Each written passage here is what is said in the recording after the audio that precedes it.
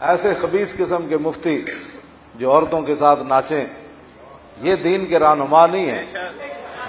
ہاں جی، دین کے رہنما یہ ہیں جن کے لیے میں پڑھنے لگا ہوں۔ شافی، مالک، احمد، امام حنیف۔ امام صاحب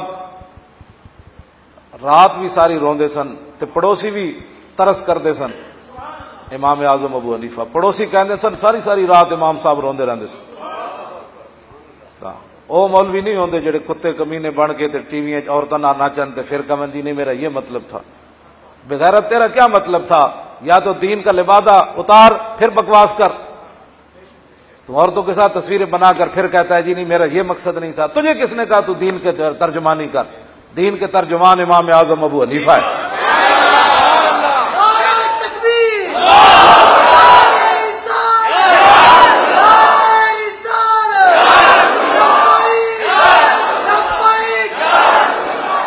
یہ تے صدیاں پہلے کا لینا ہے۔ ہن مولانا عبدالستار خان نیازی تاریخ اسلام میں دو بندے نے یہ دعویٰ کیتا ہے، حضرت عثمان غنی دعویٰ کیتا ہے یا مولانا عبدالستار خان نیازی دعویٰ کیتا ہے۔ 1400 سال سارے ساڑھے بزرگن ساری نورن علا نورن، لیکن دعویٰ دو بندیاں کیتا۔ عثمان غنی فرماندے ہیں جدوں دا میں بالغ ہویا میں کسی غیر محرم عورت نو نہیں ویکھیا۔ تو پھر 1400 سال بعد مولانا عبدالستار خان نیازی فرماندے سن جدوں دا میں بالغ ہویا میں کسی غیر محرم عورت نو نہیں ویکھیا۔ اے تے ہن دی گل ہے نا، 2000 وچ آپ فوت ہوئے۔ دین کے رہنما یہ ہے، دین کے ترجمان یہ ہے۔ عورتوں کے ساتھ ناچنے اور گانے والے دین کے ترجمان نہیں ہیں۔ یہ ہے شافی، مالک، احمد، امام حنیف۔ امام صاحب جدوں دنیا تو تشریف لے گئے تو امام ابو یوسف فرماندے نسی جدوں پگڑی لائی نا امام صاحب دی تے چہرے اتے متھے اتے لکھیا ہو سی یا ایھا النفس المطمئنہ ارجعی الی ربک راضیۃ مرضیہ فادخلی فی عبادی وادخلی جنت۔ قرآن انہاں پڑھیا تے قرآن انہاں پڑھایا تے قرآن انہاں سمجھا۔ امام ابو یوسف فرماندے جس اسی غسل دین واسطے بازو سجا ننگا کیتا تے ایدے اوتے لکھیا تھی ادخلوا الجنت بما کنتم تعملون، اور بابا جڑے تو عمل کیتے انہاں دے بدلے جنت وچ داخل ہو جا۔ تے جدوں بایا بازو اسی ننگا کیتا امام اعظم ابو حنیفہ دا غسل دین واسطے تے لکھیا ہوئی سی انا لا نضیع اجر من احسن عملا، کہ جنہاں سونے عمل کیتے اسی انہاں دے عمل ضائع نہیں کرن۔ امام ابو یوسف فرماندے جدوں اسی سینہ ننگا کیتا نا امام صاحب دا غسل دین واسطے تے اوتے لکھیا سی یبشرہم ربہم برحمت منہ ورضوان وجنات لہم فیہا نعیم مقیم۔ یہ ہے، یہ لوگ ہیں، یہ ہماری قوم۔ ایک مولوی کو دیکھ کر پورے تبصرے ہو رہے ہیں وہ مولوی اور اداکارہ کے ساتھ کیا کر رہا ہے۔ میں نے کہا وہ مولوی ہے ہی نہیں، ہاں وہ کنجر ہے، وہ جو کنجروں والی حرکت کرتا ہے وہ کنجر ہوتا ہے کہ مولوی ہوتا ہے؟